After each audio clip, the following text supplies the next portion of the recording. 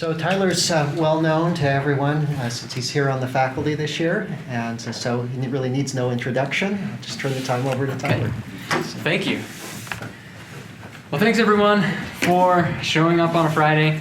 I really appreciate it. I apologize we couldn't do it earlier, but I just came from teaching my History 201 class that meets at 3. So we're all making sacrifices, right? So I'm very excited to be giving this talk at BYU. This is the place where I learned how to be a historian, and I actually came up with the idea for the research I'll be discussing today in this room, in Rebecca Deschwinitz's History 200 class. So it's kind of a fitting bookend, I think, to the course of this project. I thought about it for a really long time before I started working on it, but as you'll see, that was necessary. So today, we'll be discussing the Iliad and the Heike Monogatari. I'm sure most of you have heard of the Iliad. I would be very surprised if more than 2 of you have heard of the Heike Monogatari before this. So the Heike Monogatari is a 13th century CE Japanese war tale. Its subject is a 12th century war called the Genpei War, which was an extremely important conflict between 2 prominent warrior clans, the Minamoto and the Taira. There are several similarities between it and the Iliad in terms of their content, their subject matter, and even their structure and composition. So we'll get into all of those today in some form. For one, the origins of the Heike are oddly similar. The tale was popularized by blind itinerant singers called biwa hoshi. Here's a picture of one. They're so named because of this lute that they carried and played to accompany them while they were singing this tale. Hoshi is just another word for priest. Not all of them were blind, but traditionally a lot of them were blind. In East Asia, musical professions and things like that were often dominated by the blind. So, of course, that pairs oddly well with the tradition of Homer himself being a blind singer, and there's not as much evidence for it, but there does seem to be some support for the notion that a lot of singers in ancient Greece were also blind. More importantly, however, both tales take as their subject seminal wars that, whether or not they actually happened in the case of the Trojan War, played a powerful role in shaping the national identity of their respective cultures. To Japanese historians, in many cases, Japan does not really start to be thought of as Japan until after the Genpei War. The Greek world is scattered and disparate, but the Iliad is seen as kind of a unifying strand for Greek-speaking peoples. Beyond that, though, the basic parts of the tales, the language, they both feature repetitive language, epithets, type scenes in which the same thing happens with different characters in various places throughout them. So they seem to both bear the markings of being products of an oral tradition, which we'll talk about more in just a few moments. So in the time that I've been working with these sources, I've become keenly aware of the difficulty of doing comparative work. Too often, comparative scholars spend a considerable amount of time and energy laying out all the points of similarity between their comparative works, usually 2, sometimes more for the ambitious. But then, when they get to the time where they're supposed to offer up their conclusions and make arguments, those very often amount to nothing more than, these things are really similar. Isn't that neat? Which is fun, but not terribly helpful. It doesn't advance any scholarly conversations or answer questions that we're looking for answers for. So I've been very wary of this problem and tendency in comparative studies while I've been working on this project, and I think that I've managed to work out the key to doing effective comparative research that can yield real arguments to compelling questions. So the study of the Homeric poems is arguably the oldest continuing topic in the history of scholarly inquiry. Commentaries dating from as early as the 2nd century BCE discuss questions that we are still debating today, that include who was Homer? Did Homer exist? When did he live, and when were the poems attributed to him composed? How were they composed? And how reliable are the Iliad and the Odyssey as guides to the world that they're supposed to represent? The poems are thought to have first been written down in the 8th century BCE, so we think that they're most representative of the centuries surrounding that time. So while my interest and talk today lie mostly with the last point, how useful are these poems as historical sources, the work of Milman Parry, this guy here on the left, was more concerned with the previous 3 questions. So Parry might be known to some of you, but he is universally renowned among classicists for his theory of oral formulaic composition, which posits that the Homeric poems are the results of a centuries-old oral tradition, handed down and iterated upon by generations of illiterate poets, until they were finally written down sometime probably around the 8th century. Now, multiple authorship of the Homeric poems was far from a new theory when Parry first published his works in the early 20th century. But orality was. Of the vanishingly small body of evidence from antiquity concerning the Homeric poems and their origins, none describe poetry, or any other forms of literature for that matter, as orally derived. As it turns out, Parry got the idea for oral poetry and a substantial body of comparative evidence from a living oral poetic tradition in the Balkans. He first heard about Serbo-Croatian oral poets called guslers. Here's one pictured right here, from a colleague in graduate school. And he spent the first several years of his academic career in the Balkans recording performances of guslers and transcribing their songs.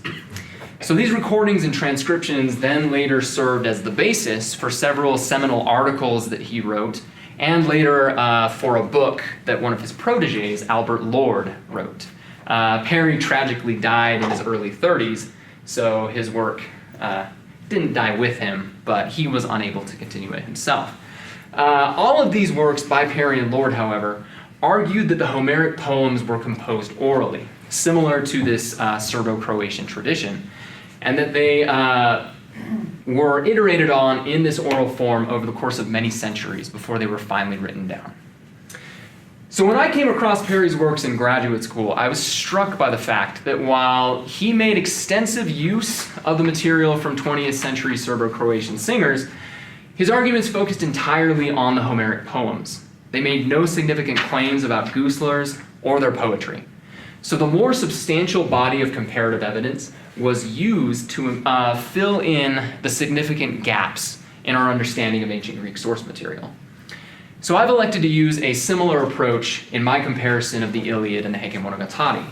For while there's quite a bit of difference between Greece in the early 1st millennium BCE and early medieval Japan, the most significant and useful difference is that primary sources are considerably more abundant, not just for the Heike, but for the historical context from which it emerged. So my project uses the Heike and its fuller Japanese context as a comparative lens through which to view Iron Age Greece. And the often uncanny similarities between the Iliad and the Heike, as well as between Greece and medieval Japan, help to dictate which historical questions we can open up for further insight. Before we determine what questions we can provide new answers for, however, we're actually able to use the Heike and its textual history to get a better idea of what kind of source we have in the Iliad. So first, I'll discuss how the Heike can be used in puzzling out some of the elements of the Iliad's textual history, and that can then tell us how useful the poem is as a historical source for early Greek history.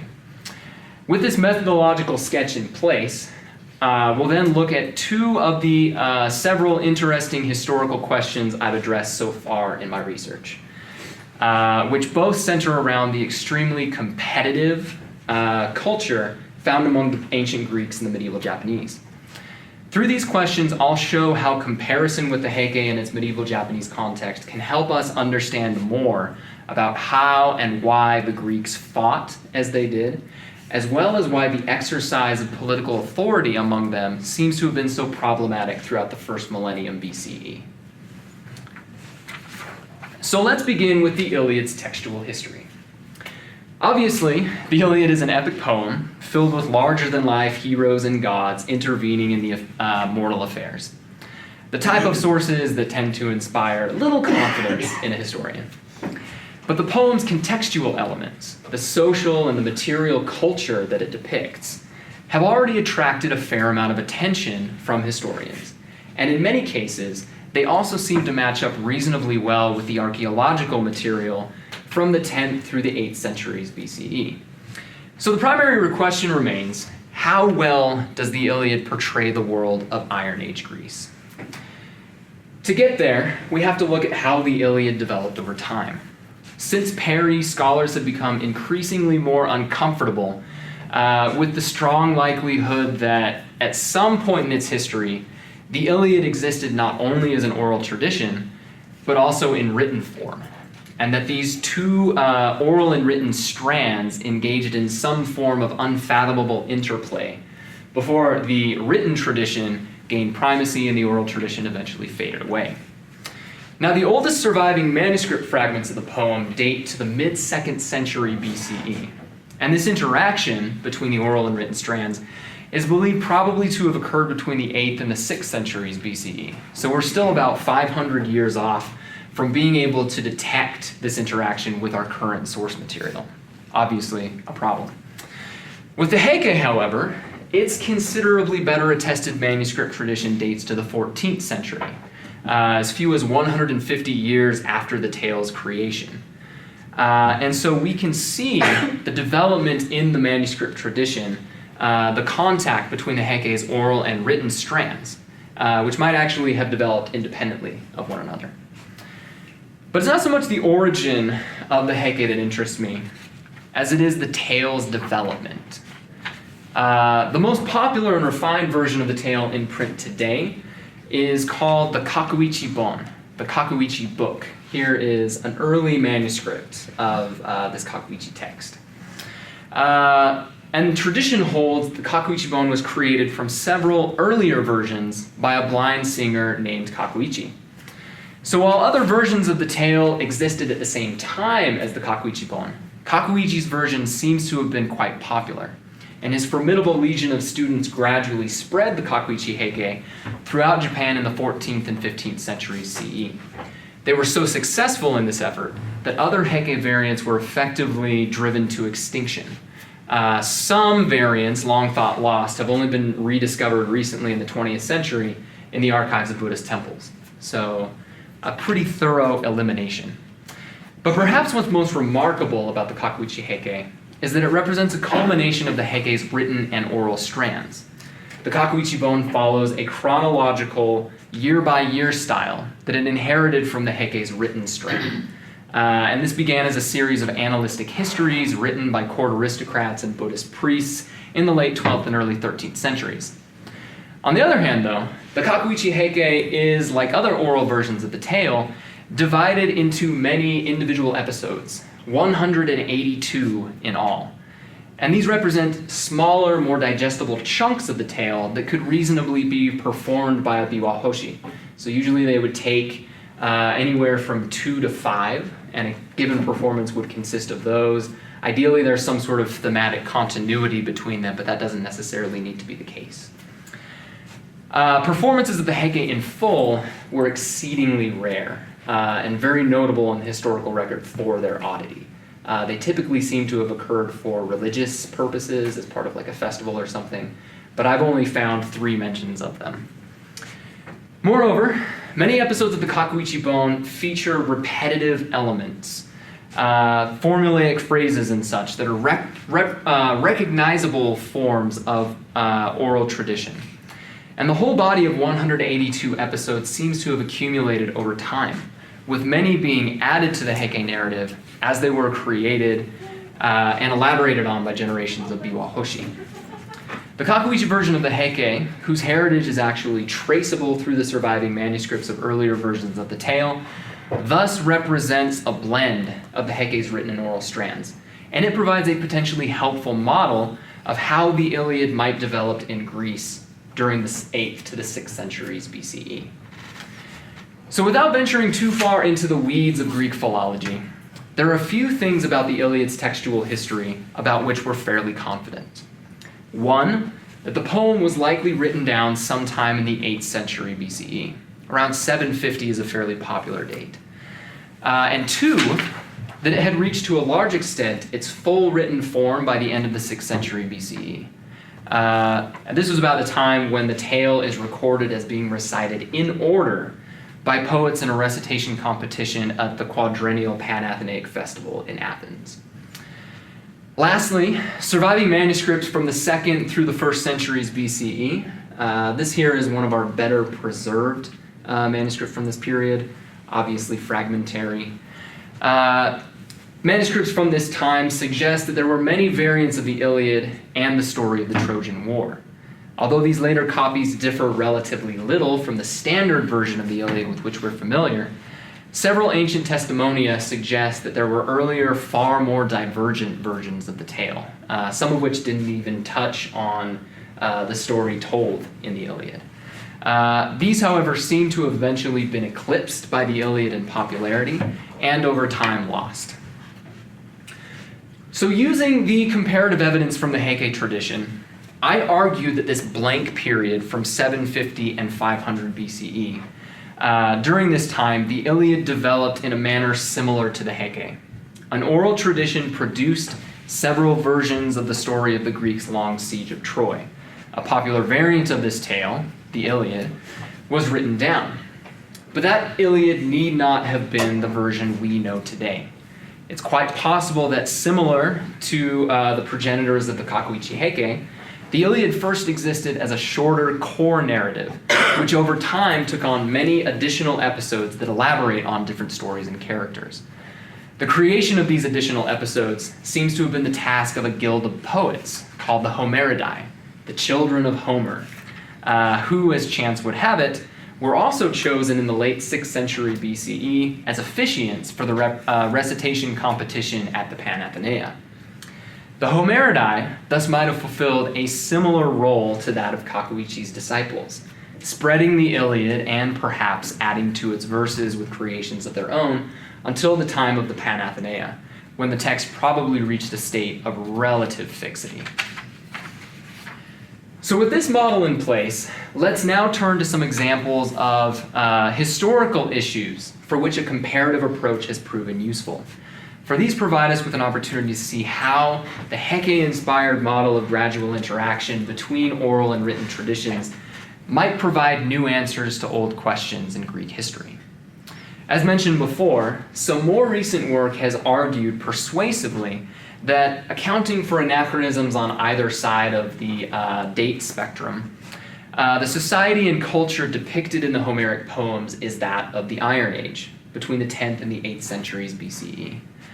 One of the most striking cultural aspects of the Iliad that is depicted very consistently throughout the poem, as well as in the Odyssey, is the competitive, rewards-focused culture of its warriors.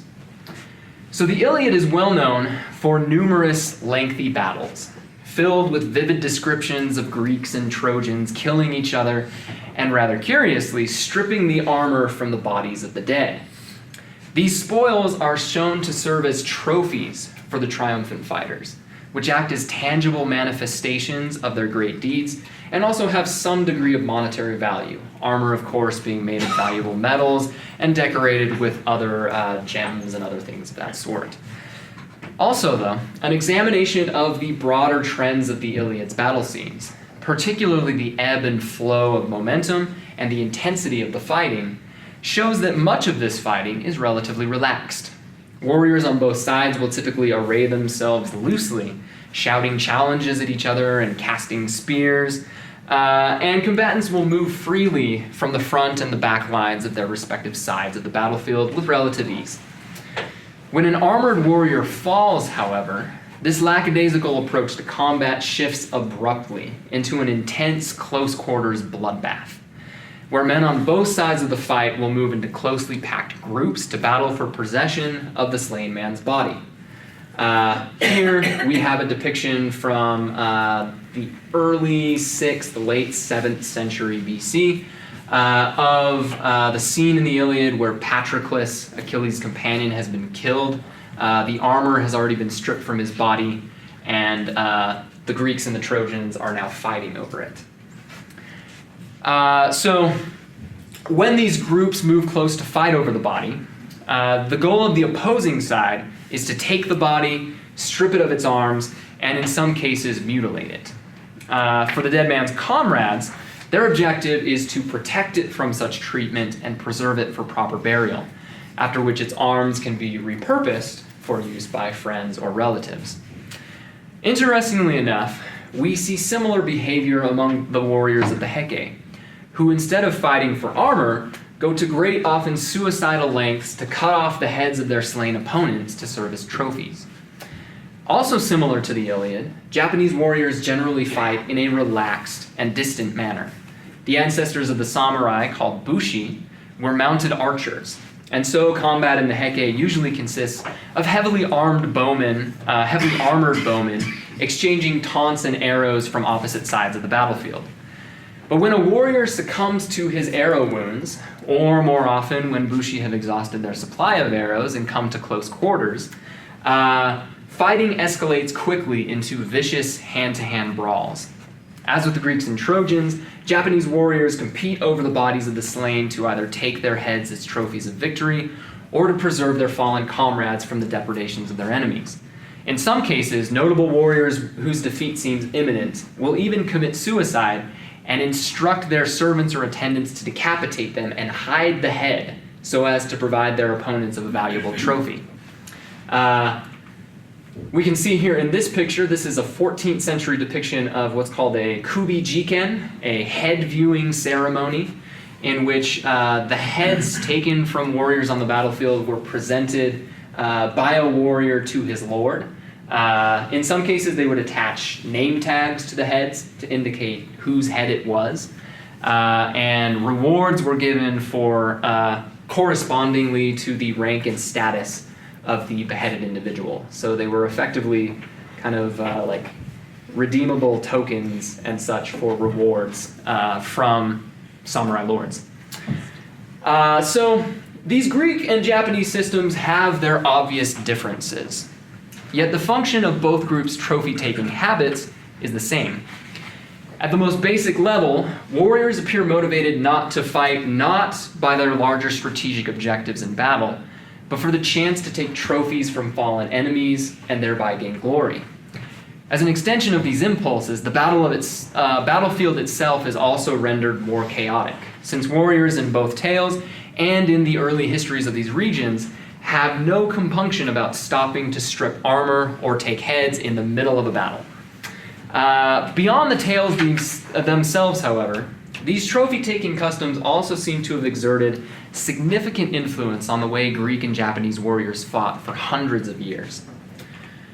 Among the Japanese, technology seems to have created a difficult situation for bushi fighting as mounted archers. Japanese armor, pictured here, consisted of a heavy cuirass encircled with hundreds of interlaced scales, which were kind of placed as large pads in vulnerable areas like the shoulders, all over along the skirt, and of course on the chest and back.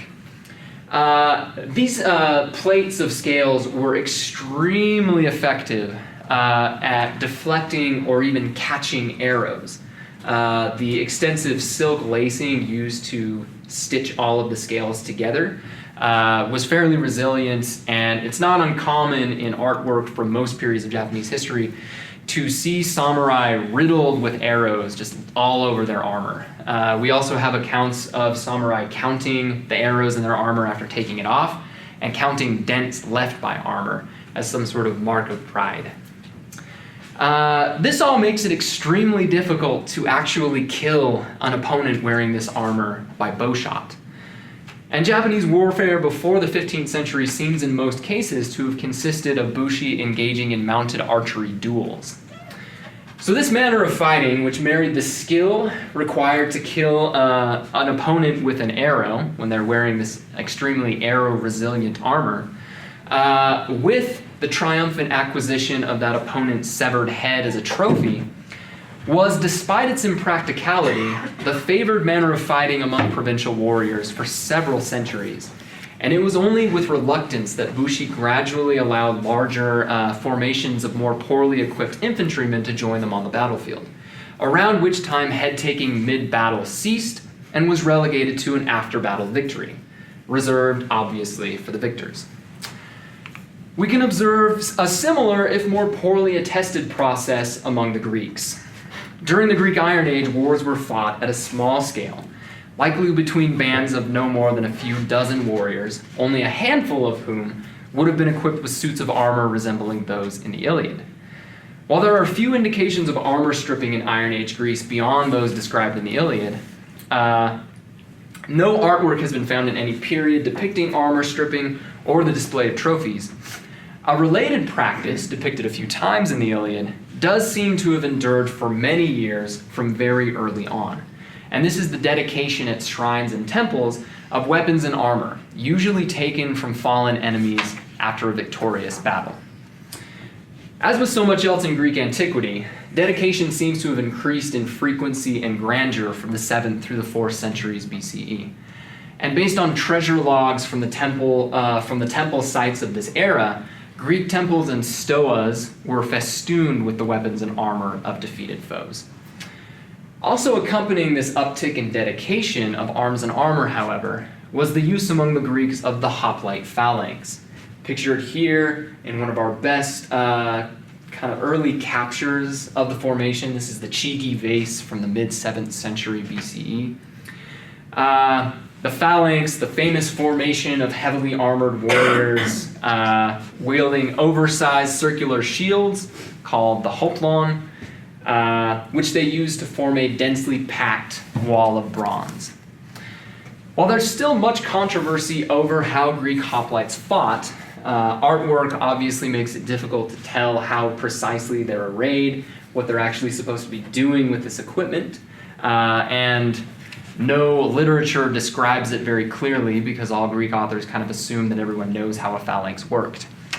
One dominant argument is that the shields and the dense formation were used primarily to push en masse against an enemy formation, and that in battle, after a few minutes of intense pushing, punctuated of course by much poking with spears in between the gaps between the shields, one side's formation would break. Our word trophy derives from the Greek word trope, the turning point, at which point one side would break and run and the battle would be decided. And there's the point where a trophy would be erected after battle to celebrate the moment at which the battle turned in one side's favor and it was effectively won. The winning side after this would thus take possession of the battlefield and the bodies of the fallen, stripping them of their armor and arranging for burial. Indeed, an enduring custom among the Greeks saw the defeated asking for the return of their now armorless dead from the victors. And this was meant to signify the acceptance of that side's victory in battle. So from this arrangement, we see several similarities with Japanese combat. Warriors are driven primarily to fight for trophies, and over time, trophy taking is relegated from something one does at any time during a battle to a strictly after-battle activity. Greek combat even seems designed with this transition in mind, with possession of the battlefield and its bronze-clad corpses becoming the end goal of battle. Using the examples demonstrated in the Heike and later Japanese history then, we see a potential historical parallel between the Iliad's armor stripping and the hoplite phalanx of later years. For the warriors of the Iliad were also in the habit of clustering around fallen warriors in order to seize the armor of their dead enemies or to protect those of their allies from being taken. In the real world the Iliad is thought to reflect, this clustering likely proved highly effective at protecting the bodies and the valuable armor that they wore. And this effectiveness might have provided incentive for early Greeks to wear heavy armor in order to create larger, stronger masses of heavy infantry. One puzzle among Greek historians has long been why the Greeks decided to adopt the hoplite phalanx. The terrain of Greece is much better suited to light infantry fighting. It's very rocky. It's difficult to find flat land where a phalanx can effectively fight. But the Greeks very enthusiastically adopted the phalanx, banished missile weapons from their armories for hundreds of years, and made this their primary mode of fighting. So, as these masses of heavy infantry increased in size, the emphasis on combat shifted to focus exclusively on them. And at some point in this move toward heavy melee combat, stripping corpses in battle was no longer possible and became an after-battle ritual. But even though the practice of armor stripping changed, the desire for trophies remained. And this was likely responsible for the hoplite emphasis on holding ground, which originally developed to protect the armored dead, but over time became a competitive excellence in itself. This competition to hold ground quite naturally created a similar emphasis on forcing enemy masses away from the area where bodies and armor lay, from which arose the singular Greek habit of massed pushing between phalanxes. Viewed through the lens of the Heike and its Japanese context then, the Iliad thus provides evidence for the cultural forces that drove the puzzling development of the hoplite phalanx, as well as an indication of how hoplites might actually have fought. Shifting gears to another, perhaps more chronologically complex insight gained from our comparison, we can actually see another significant way in which the competition-focused, acquisitive warrior culture seen in both the Iliad and the Heike affected society in Iron Age Greece and medieval Japan. For in both tales and their respective historical contexts, we can observe a fascinating disconnect between the ideals of leadership and political authority and the actual exercise of authority in military and government affairs. For the Greeks of the Iliad, this conflict is perhaps best exemplified by the quarrel between Agamemnon, the ostensible leader of the Greeks at Troy, and Achilles, one of the many princes who is supposed to be under Agamemnon's authority. This argument, which plays out over the course of several books in the poem's first half, effectively consists of Achilles resisting Agamemnon's efforts to deprive him of a slave girl who was taken as part of the spoils from a raid. When Agamemnon threatens to take the girl by force, Achilles even prepares to kill him, only to be stopped in the process of drawing his sword by the goddess Athena. We see that depicted here, Athena intervening between Agamemnon and Achilles. At Athena's behest, Achilles then allows Agamemnon to take the girl, but he refuses to join the Greeks in battle, holding back his own warriors and watching from the sidelines as the Greeks are slowly pushed back by the Trojan advance. In other less dramatic instances throughout the poem, other high-level leaders among the Greeks and Trojans seem hard-pressed to get their men to obey orders, and can only consistently garner obedience when they bribe them with treasure or booty, or on occasion even threaten them with violence. The Trojan prince Hector, for example, laments that his family's great wealth is now depleted after 10 years of paying off their allies to stay at Troy and help them fight the Greeks. And in several instances, Hector even has to threaten to kill these allies when they try to withdraw prematurely from the battlefield. Similar systemic problems can be seen among the forces of both the Taira and the Minamoto and the Heike. Except here, not only are warriors unable to rely on the loyalty of their retainers, but the imperial government itself has little to no practical authority. Contrary to the stereotypical image of fanatical loyalty often associated with Japanese samurai, the Bushi of medieval Japan appear to have been a mercenary, pragmatic lot. Defections are frequent in the tale of the Heike, and even family ties seem of little worth to warriors faced with opportunities for riches or status-boosting positions in government. Some branches of the Taira clan fight for the Minamoto, and vice versa, while the Minamoto clan itself is often divided into factions. These factions will, for a time, fight together against a common foe, but just as often will break apart and begin quarreling with each other yet again. For example, Kiso Yoshinaka, pictured here with his legendary female warrior attendant Tomoe, who in the tale twists off the heads of several samurai. Kiso Yoshinaka was a Minamoto general who managed to drive the Taira from the imperial capital and was even declared emperor by the shogun by the emperor. Key distinction. He's not long afterward, though, attacked by the armies of his cousin, Minamoto Yoritomo, who in turn expel him from the capital and soon thereafter force him to commit suicide after defeat in battle. Finally, the decisive Battle of the Genpei War sees a sizable number of Taira retainers defect to the Minamoto, thus effectively deciding the battle in the favor of the Minamoto before it's even begun, and setting a grim precedent for subsequent Japanese history. Nearly every major battle in pre-modern Japanese history is decided by a significant defection that takes place before the battle and seems to sway it in favor of the victors.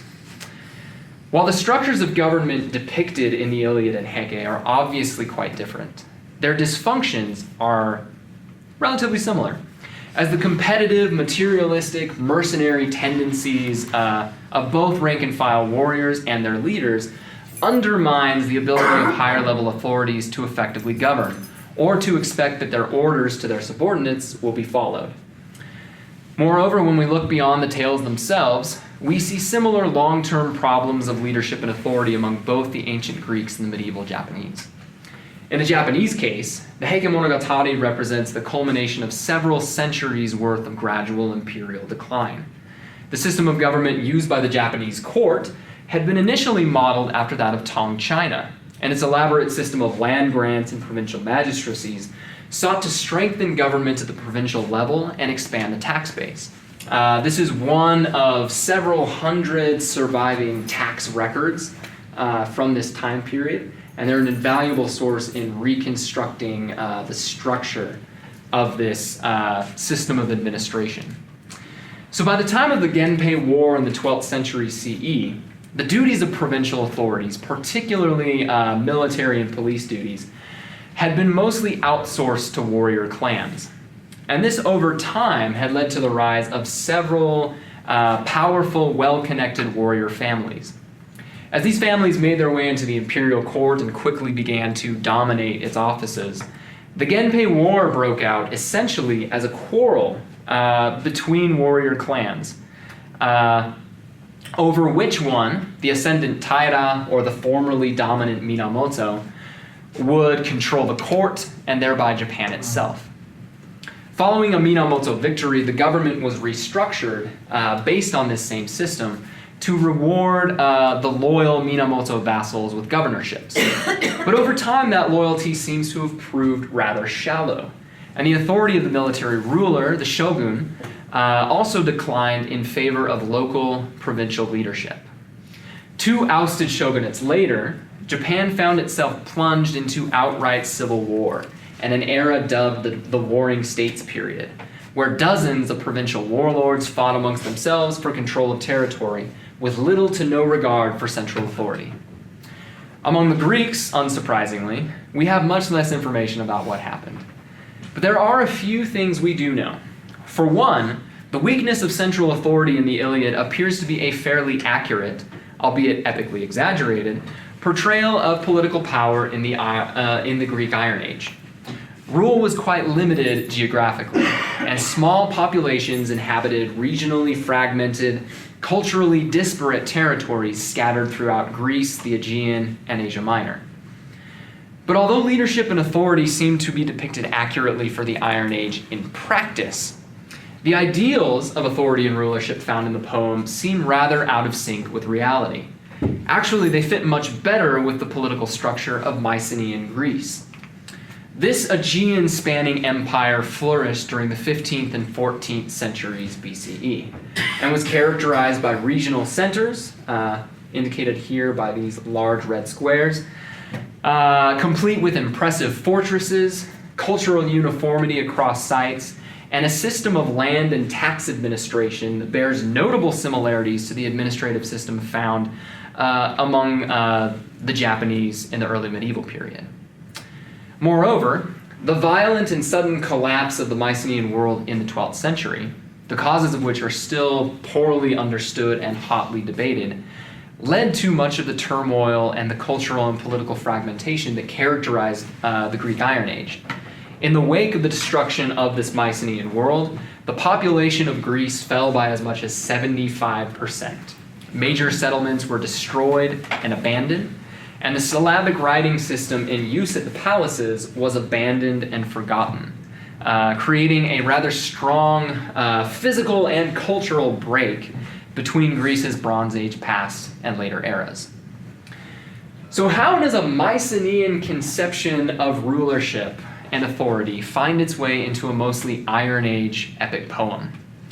The most likely answer takes us back to the structure of the Iliad outlined earlier, which posited that the poem, which was mostly consistent with the Iron Age, does feature elements from other periods. In this case, there's consensus among Homeric scholars that the poems contain certain holdovers from Mycenaean Greece, which were likely preserved by an oral tradition.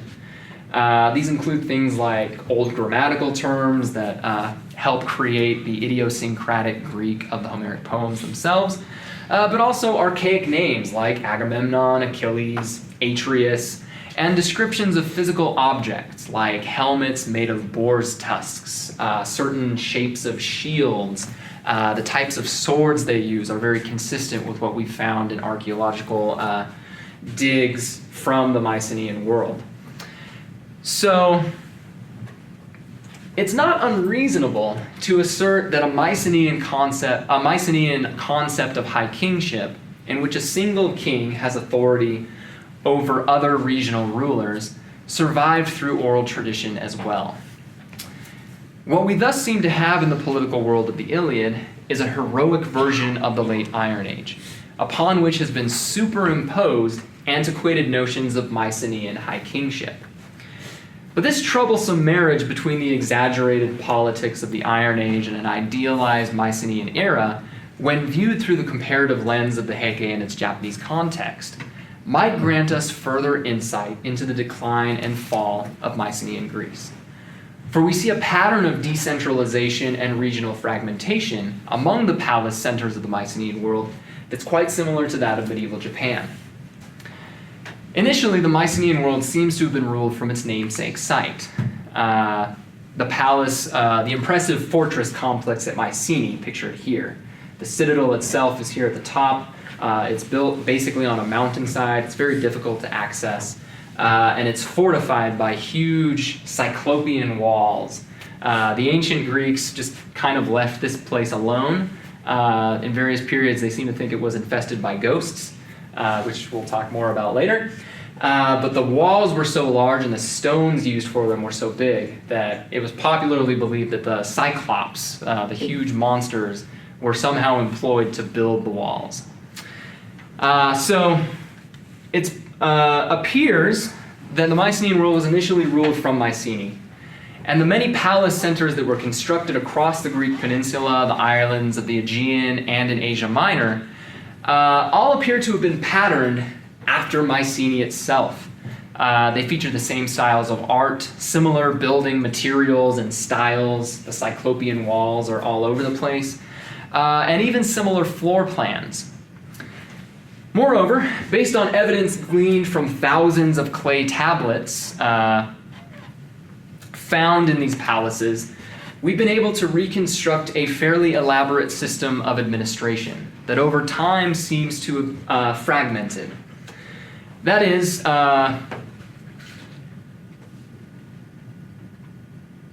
while earlier on the palaces were connected to Mycenae, by the 13th and the 12th centuries BCE, they seem to have gained independence, fragmenting the Mycenaean world into a series of smaller, locally run palace states. Within a century of the last tablet's production, however, the palaces themselves were gone, and the system they administered disappeared with them forever. Greece never again obtained the level of unity or cultural uniformity seen among the Mycenaeans. While the causes of this fragmentation and fall are not certain, there are plenty of signs of violence. Most of the palaces were destroyed by fire. Some were even rebuilt and then destroyed again. But the most important unanswered question here still remains. Who was responsible for the destruction?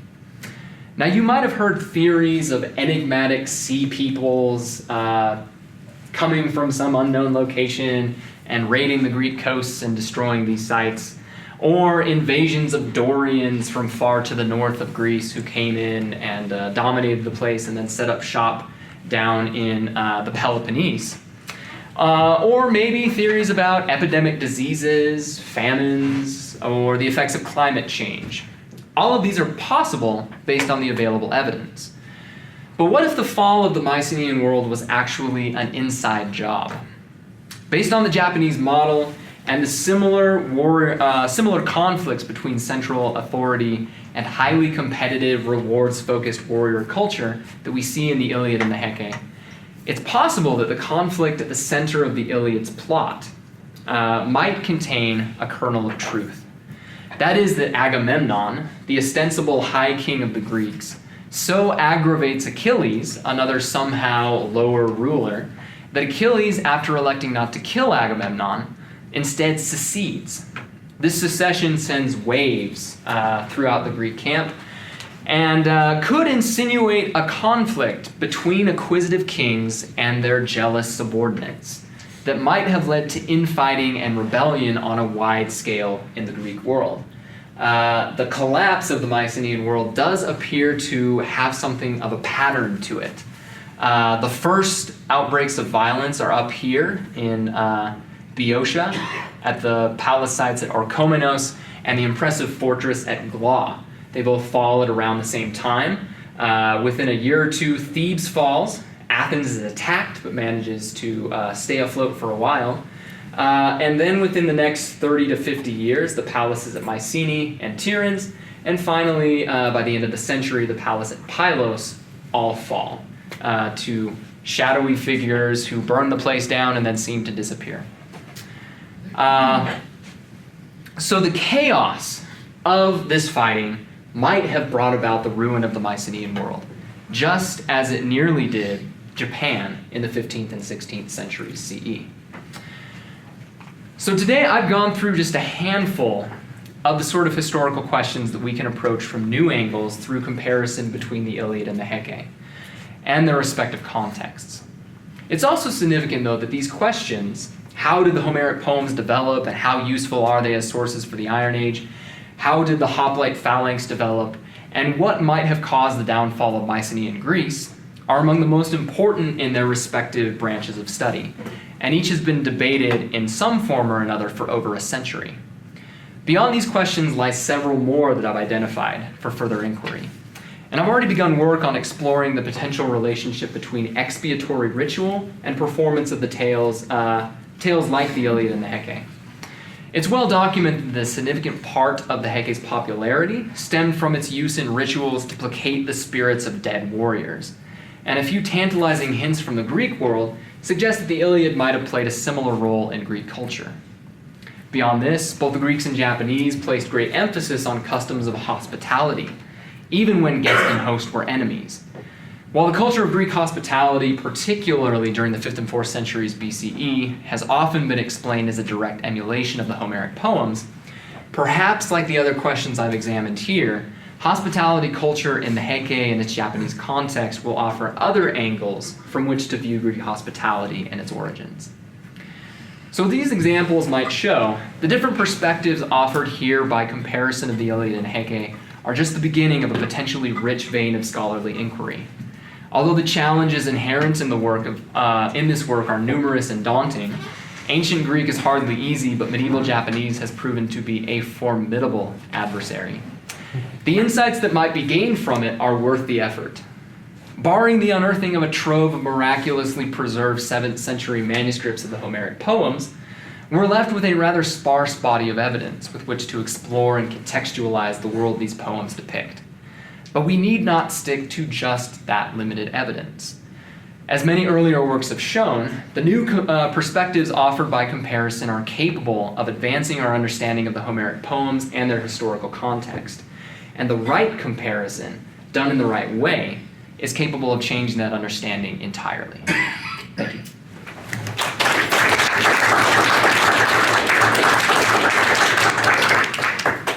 questions? I just filled some questions. Okay.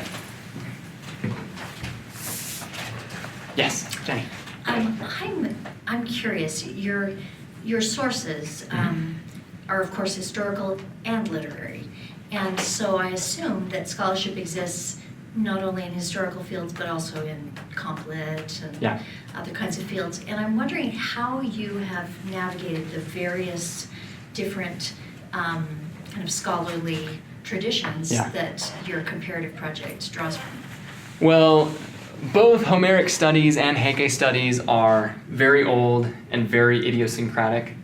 Homeric studies is very dominated by crotchety Germans, so it's a lot of fun to deal with that. What's nice about it, though, is they tend not to agree with each other on anything. And the work of Perry has really kind of opened up the field to this sort of comparative work. So that's been extremely helpful in that process. But also my training at the University of Virginia kind of helped me to grapple with all of this. There's a very close relationship generally between ancient history and classics. In order to deal with the source material that we have available for ancient history, you just have to do a lot of philological training to be able to read Greek and Latin at a necessary level. So I dealt with all of that and worked with a prominent Homerist at UVA who really helped to introduce me to the massive literature for Homeric studies. Fortunately, though, Homeric studies is kind of partitioned off into various kind of strands, and I found a pretty good home in the historical group, where obviously we're using literary sources to answer historical questions, but that's kind of the way we do things in ancient history because we are desperate for any sources we can find. So because the Iliad and the Odyssey are really the only substantial written sources we have for the period, we make do with them, and we're just trying to dig up as much as we can from the ground as possible, but pots and bones and spearheads can only tell you so much. Just a follow-up. So I get the sense from your reply that that Homeric studies is your home rather than say medieval Japanese studies. Yes. So as I said, I think the best way to do things comparatively is to use one side to say things about the other. I think when you get off into trying to answer the same question for two sides or picking out questions for both, that really tends to get into troublesome territory because it's very difficult to find parallels that hold up under scrutiny when you're trying to divide yourself like that. So that's the reason that I chose kind of the methodological approach that I did. I found a few interesting ideas through the process of this research that in Japanese history that I think I'm going to explore a bit further. But yeah, my home is in Greek history, Greek and Roman history. Thanks. No problem.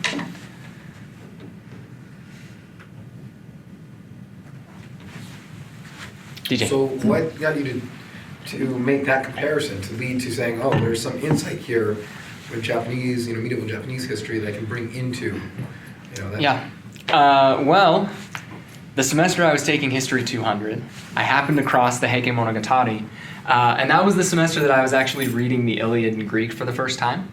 And so as I was reading the two, I noticed all these similarities between the two, and I was just like, someone has clearly written something on this before, and no one had.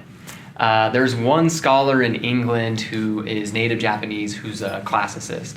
She's written a few things on the Iliad and the Heike, but for the most part, it's confined to sort of just questions of philology and thematic comparisons and things like that.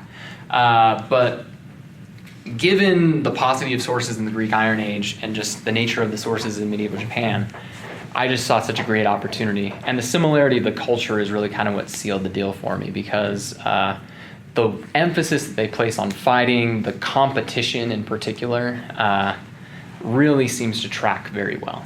So yeah, it really kind of seems like a miracle that I just sort of happened upon them at the same time and managed to match them up in the way that I did. But it's been a lot of fun, so I'm grateful that it happened. Jeff? So this first pairing was a American, have you since identified additional document pairs that you might like to explore in a similar book like treatment? So there are other Japanese war tales beyond the Heike. There's actually two that are a little bit earlier than the Heike, the Heiji and the Hogen Monogatari, that I think are potentially even more useful to answering some of these questions because they're much rougher. They weren't as popular as the Heike, and so they underwent fewer revisions over time, and they're much more products of their time. So they were produced in the 12th and the 13th centuries, and they seem to be very representative of their time period. So yeah, I would like to dig further into those just to keep myself kind of in some sort of boundary. I tried to restrict my comparison between just the Iliad and the Heike. Occasionally I drew in elements of the Odyssey and the Hogen and the Heiji, but I would like in the future to explore them more fully and really see what sort of parallels I can squeeze out. Ed?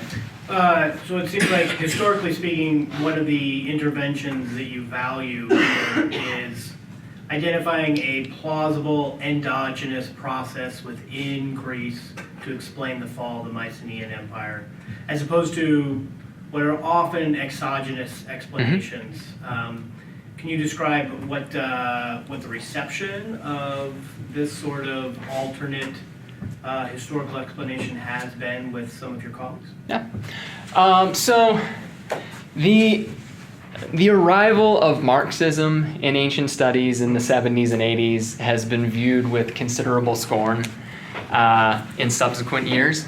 And so most of the models for the explanation of the downfall of the Mycenaean world during that period very predictably had to do with class struggle and things like that. So initially when people hear about this, they're just like, oh boy, here we go again.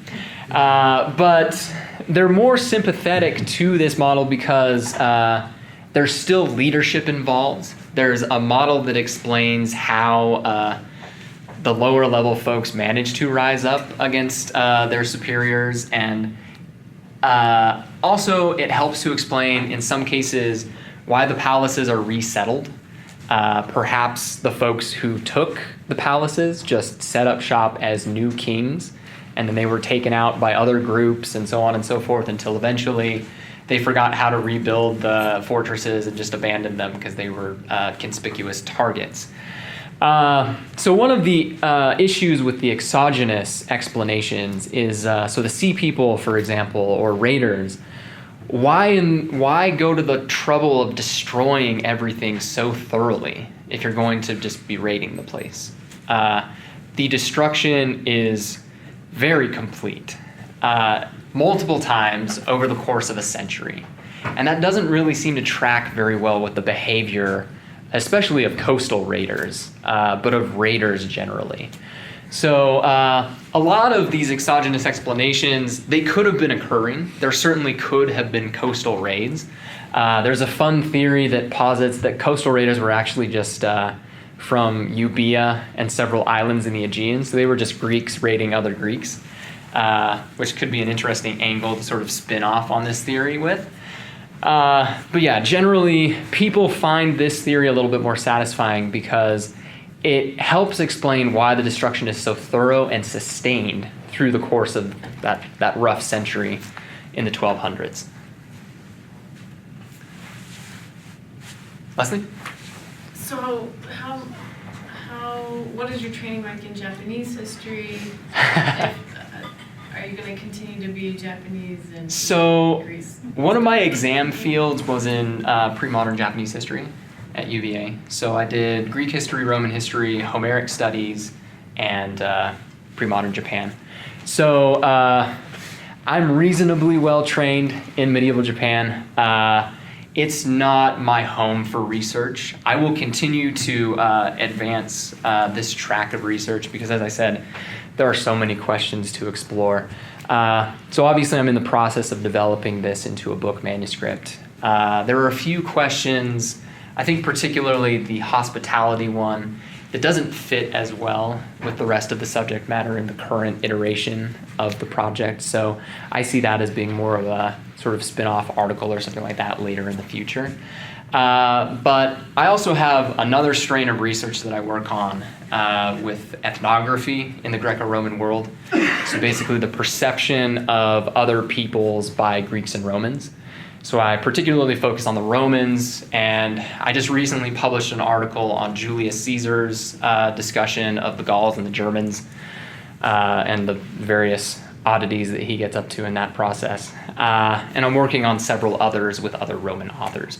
So yeah, as ancient historians do, I'm trained ambidextrously to work in both Greek and Roman history, and so I try not to confine myself to just this particular track. Well, thank you very much, Tyler. Thank you.